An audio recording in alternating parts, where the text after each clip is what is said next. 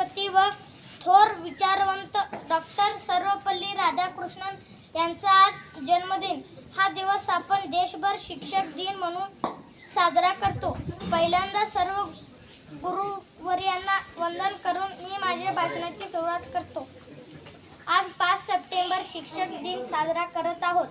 हा दिवस असा आहे जेव्हा आपण आपल्या शिक्षकांबद्दल कृतज्ञता व्यक्त करतो. शिक्षक आपल्याला केवळ पुस्तकी ज्ञान देत नाहीत, तर जीवनाच्या प्रत्येक क्षेत्रात मार्गदर्शन करतात. ते आपल्या जीवनाचे दिवे आहेत, जे आपल्याला अंधारात मार्ग दाखवतात.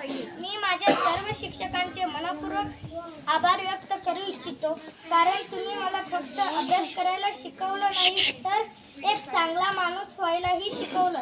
जीवनात स्वप्न पाहण्यासाठी आणि ती पूर्ण करण्यासाठी तुम्ही मला प्रेरणा दिली आहे.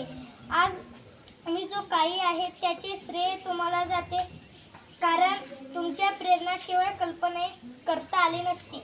आज माझ्या सर्व गुरुवर्यांच्या वंदन करून मी माझे छोटे मनोगत